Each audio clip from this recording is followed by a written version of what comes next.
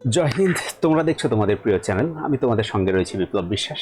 আজকে নিয়ে এসেছি তোমাদের জন্য নতুন আরেকটি টপিক, যে টপিকে আজকে আমরা আলোচনা করব যে সক্রেটিসের ভার্চু এথিক্স। বিশেষত ইন্ডিয়ান যারা নতুন এবার বিএ ক্লাসে ভর্তি হচ্ছে তাদের তো প্রয়োজন হবেই, যারা পাশাপাশি নেট সেট দিচ্ছ বা নতুন ধরনের ফিলসফিতে আরও প্রসেসিং করছো, সেট দিচ্ছ বা নেট দিচ্ছ, তাদের জন্য কিন্তু প্রয়োজন হবে। তো সেই দিকেই লক্ষ্য রেখে আজকে যে টপিকটা নিয়ে এসেছি সেটা হচ্ছে আমাদের ভার্চু এথিক্স। তো চলো আর দেরি না করে আমাদের সরাসরি আমাদের টপিকে যাওয়া যায়, যে টপিক কি বলতে চাইছি বা বলা যাচ্ছে। তো যখন তোমরা সরাসরি টপিকটায় আসছো, মানে ভিডিওটা দেখছো, তো বুঝেই যাচ্ছ। এখানে দেখো সরাসরি আমরা যে বিষয়টা করেছি, এখানে একটা তোমরা থাম্বনেলকে দেখতেই পাচ্ছ। থাম্বনেল দেখো, সক্রেটিসের ভার্চু এথিক্স লেখাই রয়েছে, সক্রেটিসের ভার্চু এথিক্স। তো এর মধ্যে আমরা কি কি আলোচনা করব সেই বিষয়গুলি আমরা দেখব, যে ভার্চু এথিক্স সক্রেটিসের যে বিষয়টাকে আমরা দেখতে পাই, যে ভার্চু এথিক্স সক্রেটিস ওয়েস্টার্ন ফিলসফির মধ্যে পাই।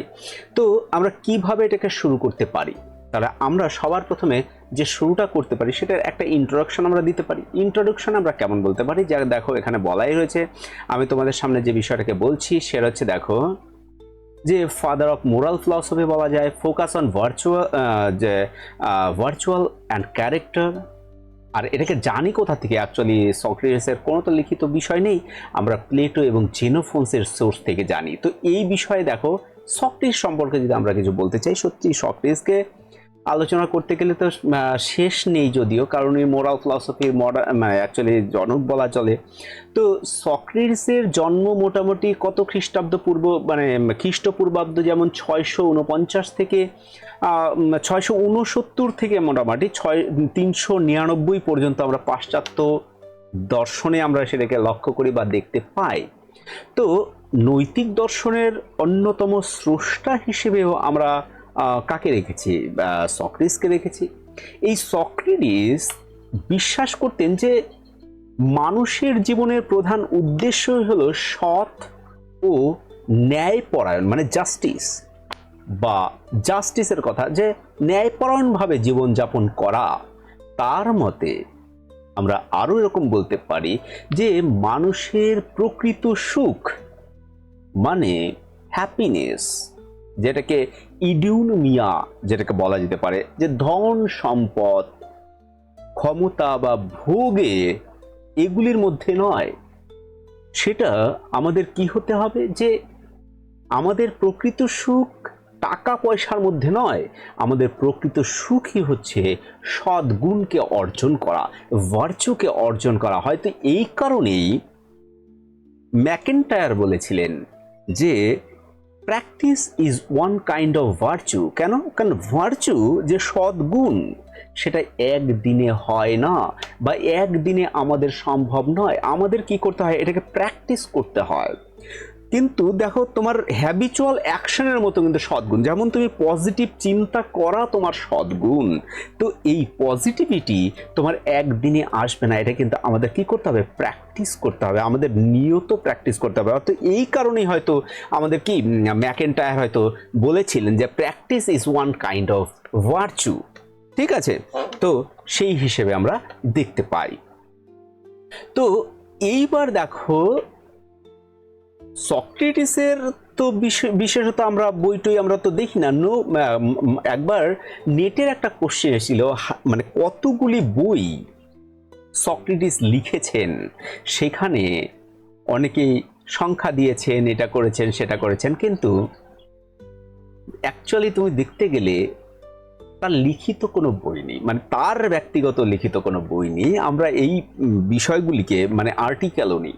আমরা এগুলি কোথা থেকে পাই? আমরা এগুলি মূলত প্লেটোর থেকে পাই, প্লেটোর কিছু লেখা, তার ডায়ালগ, এবং পরবর্তীতে জেনোফোনের ভাষার মধ্যে আমরা এই বিষয়কে পাই। ক্রিটোর কিছু কথাবার্তা, কিন্তু ক্রিটো একদম সৈনিক ছিলেন, তিনি অত দার্শনিক প্রলাপকে লিখতে পারেননি, তবু আমরা ক্রিটোর কথা কিন্তু উল্লেখ পাই। তো এইবার আমাদের একটা ইন্ট্রোডাকশন আমরা বললাম। তো এইবার আসি, what is virtue ethics. What is virtue and ethics, character of reaction, যে character of a reaction, what kind of person should it become. তো এটা কিভাবে পেতে পারি। তো এখানে তোমাদের একটা বিষয় আমি প্রথমেই বলি যে ভার্চু এথিক্স, যে সদ্গুণের যে নীতিশাস্ত্র, সেটা ভার্চু এথিক্স হলো এমন একটি নৈতিক মতবাদ যেখানে কোনো কাজকে ভালো বা মন্দ বলার পরিবর্তে ব্যক্তির চরিত্রকে বেশি কিন্তু গুরুত্ব দেওয়া হয়। ব্যক্তির চরিত্র অর্থাৎ ক্যারেক্টার, কারণ মোরালিটি তখনই প্রুভ হবে যখন তার ক্যারেক্টার, চরিত্রকে নিয়ে আলোচনা করে, যে সে করতে পারা, এই যে করতে পারি, ought to do or ought to, যে আমাদের ইচ্ছা, আমাদের ইচ্ছার উপর নির্ভর করে, তাহলে সদ্গুণ কোথায় রয়েছে? তার চরিত্রকে, সেখানে বেশি গুরুত্ব দেওয়া হয়। অর্থাৎ আমরা প্রশ্ন এইরকম করে করতে পারি, what kind of person should I become? এখানে যেমন আমি তোমাদের বলছি না যে যে হোয়াট ইজ ভার্চু এথিক্স, হ্যাঁ, তাহলে এই ক্ষেত্রে কিন্তু আমরা বলতে পারি যে what kind of person should I become, কেমন মানুষ আমি হতে পারি, বা আমার কি ধরনের মানুষ হওয়া উচিত। এই যে উচিত অনুচিত, এই বিষয় কিন্তু মোরালিটির একটা বিশেষ জায়গা। তা ভার্চু এথিক্স, তার সদাচার যদি আমরা বলি, সক্রেটিসকে অনুসরণ করে যদি আমরা বলি, সক্রেটিস কি মনে করতেন? যে ভার্চু বা সদাচার হলো মানুষের নৈতিক উৎকর্ষ, মোরাল এক্সেলেন্স। তার যে বিশেষ মত, তিনি সেখানে কিন্তু বলেছিলেন কি, ভার্চু ইজ নলেজ। যেমন গান্ধীজি বলেছিলেন truth is god and god is truth. তাহলে এখানে knowledge is virtue, virtue is knowledge, মানে সদাচারী জ্ঞান। আমার যে আচরণ, সেই আচরণ থেকেই উৎপন্ন হবে আমার জ্ঞান। তাহলে যে ব্যক্তির, মানে যে ব্যক্তি সত্যিকার অর্থে কোনটি ভালো, কোনটি ন্যায়, মানে জাস্টিস, মানে ন্যায়পরায়ণ, সে কোনো ইচ্ছাকৃতভাবে অন্যায় করবে না। এক্ষেত্রে সক্রেটিস বলছেন যে সদাচার কিন্তু জন্মগত নয়, সদাচার জন্মগত নয়, সদাচার এটাকে অর্জন করতে হয়। এটি নৈতিক জ্ঞান অর্জনের মাধ্যমে বিকশিত হয়। মোরাল নলেজ আমরা কিভাবে পাবো? আমরা অর্জন করে পাবো। যেমন শিক্ষক হওয়া যায় কোনো একটা পরীক্ষার মাধ্যমে, কিন্তু বিকাম এ শিক্ষক, বিকাম এ টিচার, তোমাকে কিন্তু হয়ে উঠতে হবে, তাই না? ঠিক same, no one does wrongly known, তাই না? এরকম আমরা বলতে পারি। তো আমরা এখানে দেখেছি, আমরা বিশেষত যে বিষয়গুলি আমাদের রয়েছে সেগুলি, যে কেউ জেনে শুনে কিন্তু অন্যায় করে না। তার মতে অন্যায়ের মূল কারণ হলো অজ্ঞতা, ইগনোরেন্স। যেমন আমরা বেদান্ত দর্শনে আমরা দেখতে পাই দ্য ইগনোরেন্স, ইগনোরেন্সের কারণে আমরা ব্রহ্মকে জানতে পারি না। তো এখানে জ্ঞানকে জানতে পারি না তখনই যখন আমাদের মধ্যে ইগনোরেন্স থাকে, আমাদের মধ্যে ভ্রান্তি থাকে, অজ্ঞতা থাকে। প্রকৃত নৈতিক জ্ঞান অর্জনের মাধ্যমে মানুষ সদ্গুণী হয়ে ওঠে এবং জীবন যাপন করে, তাই না? এটি তো হয়। তো সক্রেটিস এক্ষেত্রে তার আত্মজ্ঞান বা আত্মসমালোচনা ছাড়া সদ্গুণ অর্জন করা সম্ভব নয়, তিনি এটাও বলেছিলেন। তিনি এরকম বলেছিলেন যে the unexamined life is not worth living. তো এই একটা মনে করো যে ভার্চু এথিক্স সম্পর্কে তো আমরা সেটা আলোচনা করবো এবং তার বৈশিষ্ট্য নিয়ে আলোচনা করবো। তো সক্রেটিসকে ছোট্ট করে একটু বলি, সক্রেটিস কি মনে করতেন? যে সক্রেটিসের যদি এক কথায় আমরা বলি যে ভার্চু এথিক্স হলো এমন একটি নৈতিক তত্ত্ব যেখানে মানুষের চরিত্র, ঠিক আছে, যে মানুষের চরিত্র ও সদ্গুণকে সর্বাধিক গুরুত্ব দেওয়া হয়, জ্ঞানী সদ্গুণের ভিত্তি। তাই যে ব্যক্তি সত্যিকার অর্থে ভদ্রলোক বলে আমরা জানি, সে স্বাভাবিকভাবেই ভালো কাজ করবে এবং নৈতিক জীবনযাপন করবে।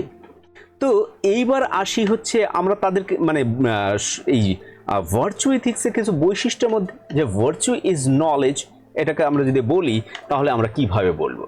সক্রেটিস অ্যাকচুয়ালি ভার্চু এথিক্সের মূল বৈশিষ্ট্যের মধ্যেই তিনি বলেছিলেন যে virtue is knowledge, virtue is knowledge, অর্থাৎ যে সদ্গুণী জ্ঞানী সদ্গুণ, এরকমই তিনি বলেছিলেন।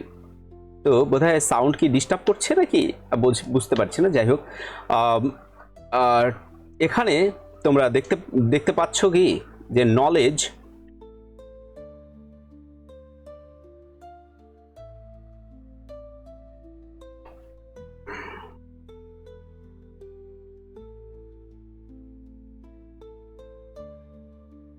তাহলে এই যে বিষয়টা রয়েছে এখানে, আমরা যে বিষয়টাকে দেখছি যে ভার্চু ইজ নলেজ, তাহলে knowledge, virtue is knowledge, moral knowledge leads two virtue. তাহলে মোরাল যে নৈতিক যে নলেজটা রয়েছে সেটাকে লিড করে কি, সদাচারকে লিড করে।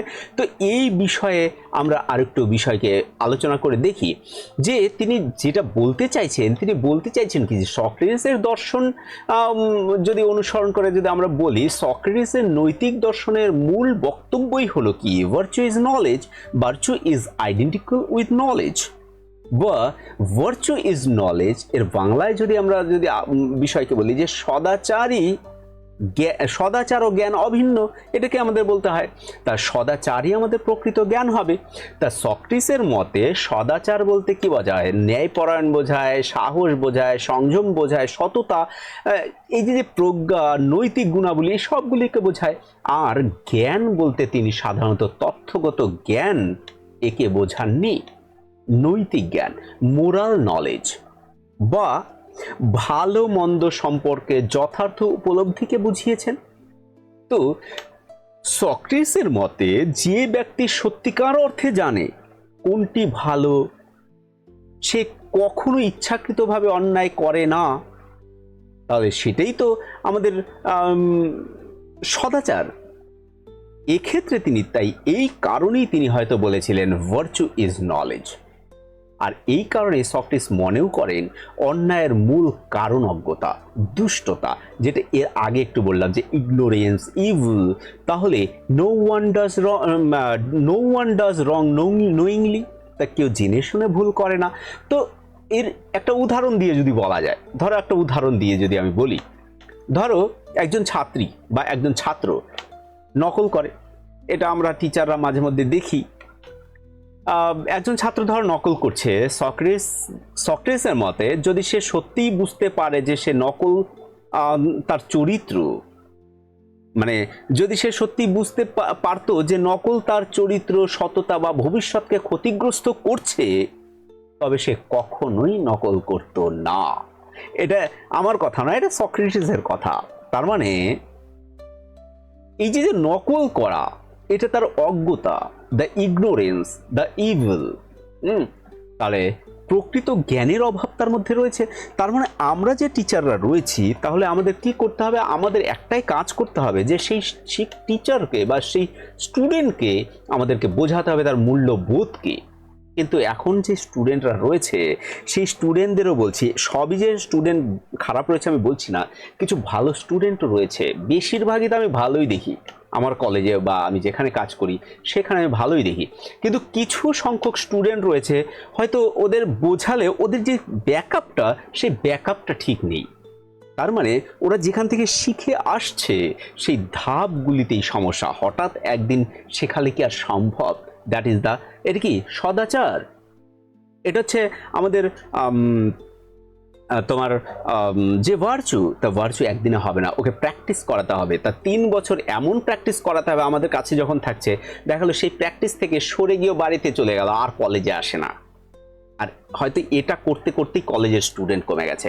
আমার যতদূর মনে হয়, অনেকে হয়তো টিচারদের অনেক খারাপভাবে বলে ঠিকই, কিন্তু এর মূল কারণ এটা হতো টিচাররা হয়তো ভালো করতে যায়, স্টুডেন্টের জন্য আসে না, কলেজে ক্লাস হয় না, স্বাভাবিক বিষয়।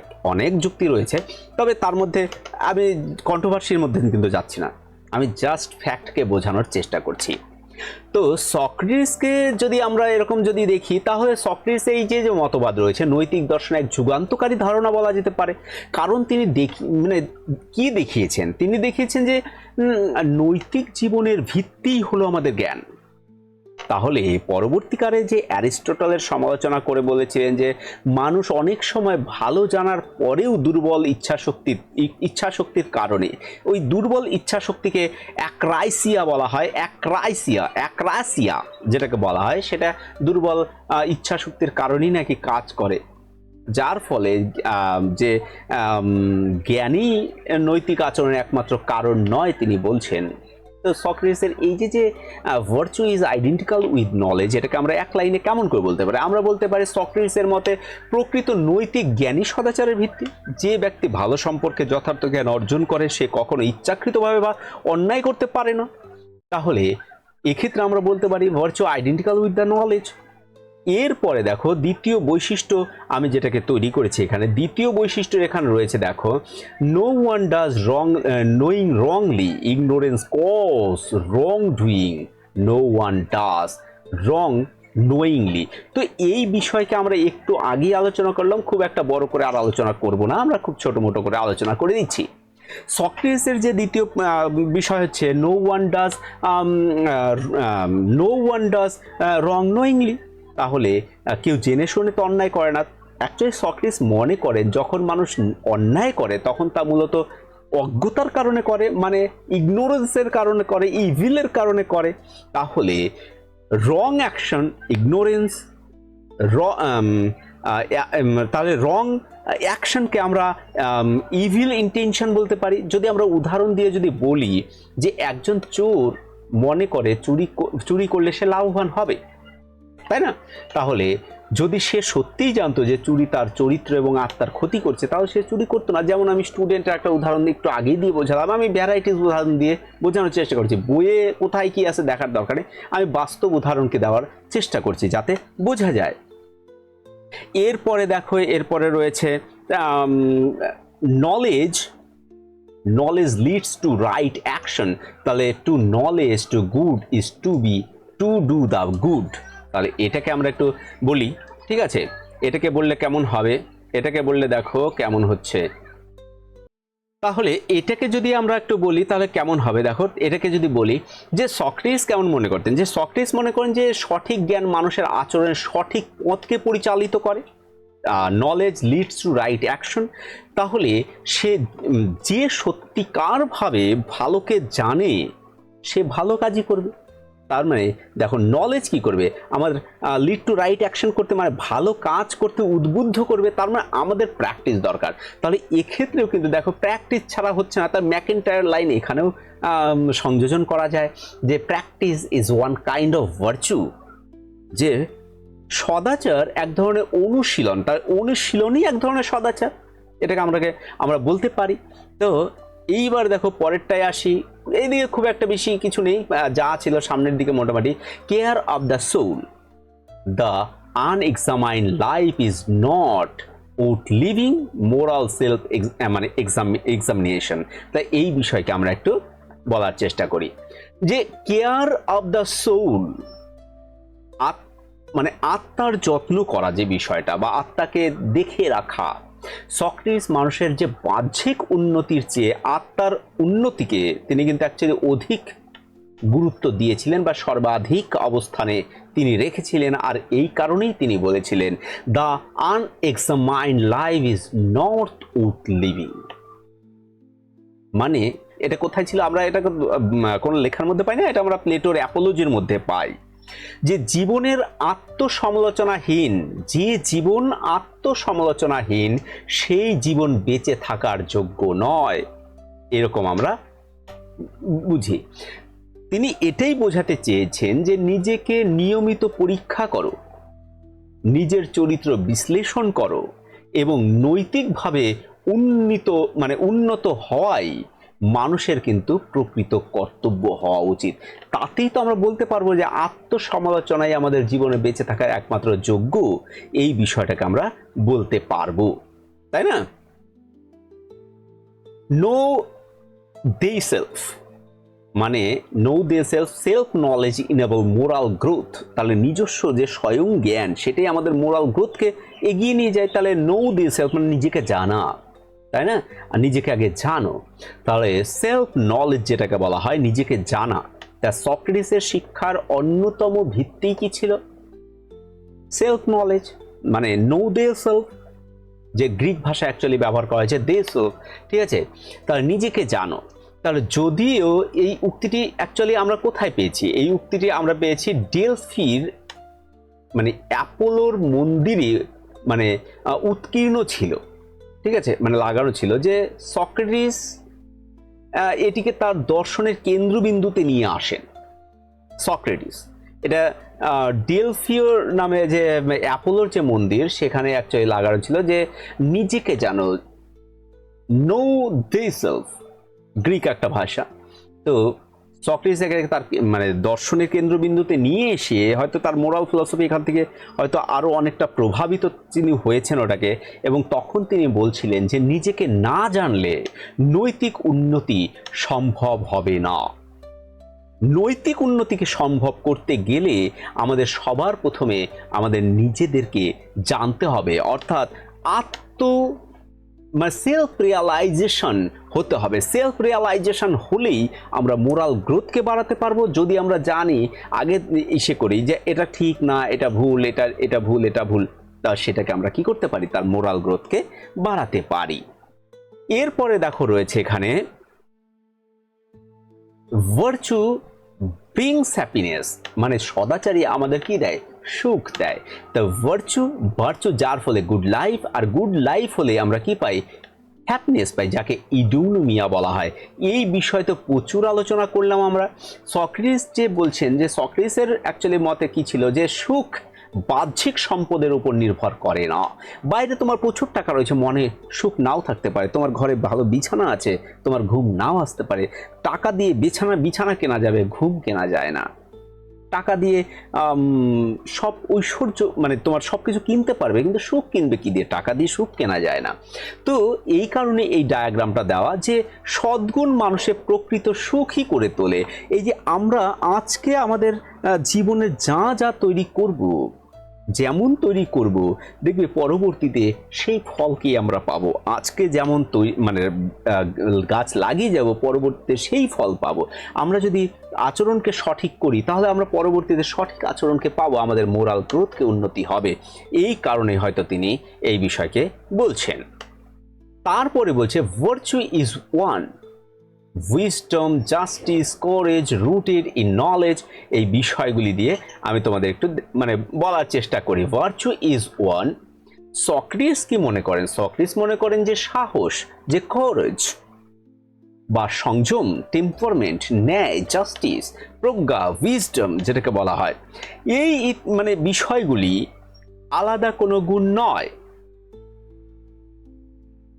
এসবের ভিত্তি একটি, সেটা হচ্ছে নলেজ।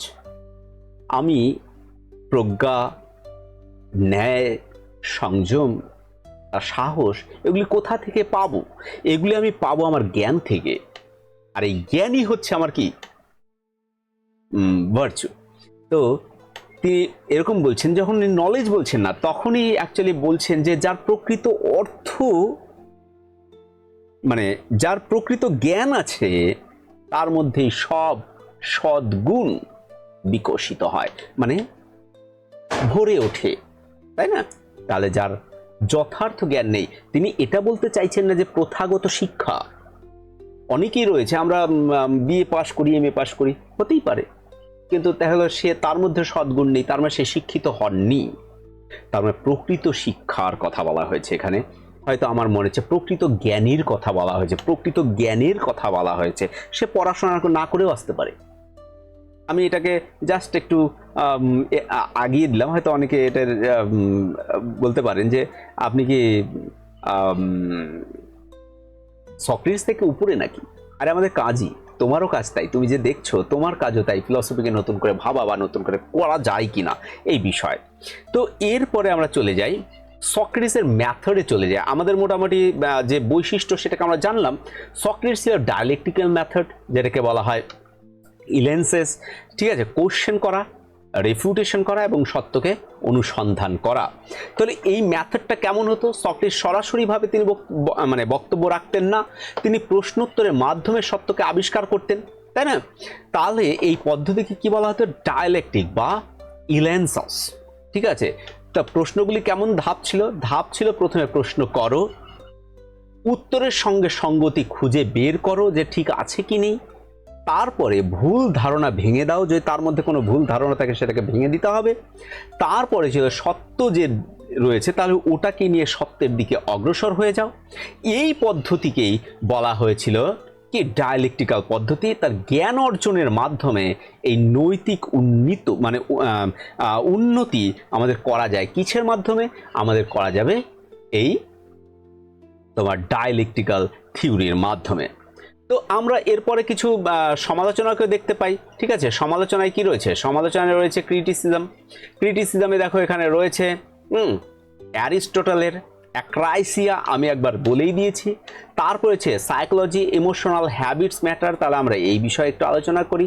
অ্যারিস্টটল বলেছিলেন অ্যারিস্টটলের মধ্যে শুধু জ্ঞান থাকলেই মানুষ ভালো কাজ করবে এমন নয়, অনেক সময় মানুষ ভালো জানার পরেও তার দুর্বল ইচ্ছা শক্তি, এটাকে বলা হয়েছে অ্যাক্রেশিয়া, এটার কারণে অনেক সময় আমরা খারাপ কাজ করি। আবার যেমন 2 নম্বর এখানে রয়েছে তোমাদের সামনে দেখো, 2 নম্বর রয়েছে সাইকোলজিক্যাল যে ইমোশনাল হ্যাবিট, এগুলির মাধ্যমে। তা এই যে মনোবিজ্ঞান, এই মনোবিজ্ঞানের মধ্যে রয়েছে মানুষের আচরণ কেবল জ্ঞান দ্বারা নিয়ন্ত্রিত তার হয় না, সেটা আবেগ, অভ্যাস, সামাজিক পরিবেশ, সোশ্যাল এনভায়রনমেন্ট সব দিয়েই হয়। তাহলে শুধুমাত্র প্রজ্ঞা বা ইত্যাদি দিয়ে আমাদের করা সম্ভব নয়। তো এই যে বিষয়, এটাকে আমরা যদি একদম সম্পূর্ণ ইভালুয়েশন করি, আমাদের পরীক্ষার সময় তো প্রয়োজন হয় ইভালুয়েশন করি, তাই ক্যারেক্টার সেন্টার্ড ইথিক্স এটাকে বলা যেতে পারে। Foundation for Plato and Aristotle, এটা পরবর্তীকালে অ্যারিস্টটল প্লেটোর একটা ফাউন্ডেশন তৈরি হয়েছিল। তাহলে এই বিষয়ে যদি আমরা বলি, সক্রেটিস যে নৈতিক দর্শনকে বাহ্যিক নিয়ম থেকে মানুষের যে আভ্যন্তরীণ চরিত্রের দিকে নিয়ে আসেন, আমরা এটাই দেখতে পাচ্ছি এখানে। এবং সক্রেটিসের মতে নৈতিক জীবনের ভিত্তি হলো জ্ঞান। সক্রেটিস তো তাই বলছেন যে নৈতিক জীবনের ভিত্তি হলো আমাদের জ্ঞান। তাহলে আত্মসমালোচনা এবং সদ্গুণও পাশাপাশি, আমরা এটাই তো এতক্ষণ দেখলাম, তাই না? তাহলে জ্ঞান থাকলেই মানুষ সবসময় সৎ হবে, এই মতটিও পরবর্তীকালে সমালোচিত হয়েছে। আবার কিন্তু সেদিক থেকেও যদি আমরা দেখি যে নৈতিক দর্শনের ইতিহাসে তার অবদানকে আবার অস্বীকারও করা যায় না, এটা একটা মৌলিক একটা যুগান্তকারী বলা যায়। তার চিন্তাধারা পরবর্তীকালে প্লেটো, অ্যারিস্টটল এরা ভিত্তি হিসেবে নিয়েছে, সেই জন্য আমি এইভাবে রেখেছি। তাহলে এক লাইনে যদি আমরা বলতে চাই যে এই বিষয়টার যদি মূল্যায়ন যদি এক লাইনে আমরা বলি যে সক্রেটিসের মতে নৈতিক জীবনের মূল চাবিকাঠি হলো জ্ঞান, নলেজ, যার কারণে ভার্চু, তাই না? Virtue is identical with knowledge. তাহলে যে ব্যক্তি সত্যিকারের অর্থে ভালোকে জানে, সে ভালো কাজ করবে, আর সদ্গুণ সম্পন্ন চরিত্রই মানুষকে প্রকৃত সুখ এবং উৎকৃষ্ট জীবনের পথে পরিচালিত করবে। তাই এটাই বলা যায়। তো এখানে কিন্তু বেদান্তকে আমরা ভালোভাবে দেখতে পাচ্ছি। বেদান্ত কিন্তু প্রায় একদিক দিয়ে আছে জ্ঞান, knowledge, that is the called is Brahma. আর এখানে বলা হয়েছে নলেজ। আর ওখানে যেমন বলা হয়েছে যে virtue is not identical with knowledge, the virtue that is the ব্যবহারিক, দ্য নলেজ ইজ ট্রান্সেন্ডেন্টাল। তো এই বিষয়ে আমরা অনেক আলোচনা করতে পারি। তো আজকে আর বেশি বড় না করে ভিডিও এখানে রাখছি, কারণ অনেক বড়ই মোটামুটি হয়ে গেছে। তোমরা যদি ভালো লাগে অবশ্যই কমেন্ট শেয়ার করো। ঠিক আছে, সবাইকে ধন্যবাদ দিয়ে ভিডিও এখানে শেষ করছি। ধন্যবাদ। জয় ভারত, জয় হিন্দ।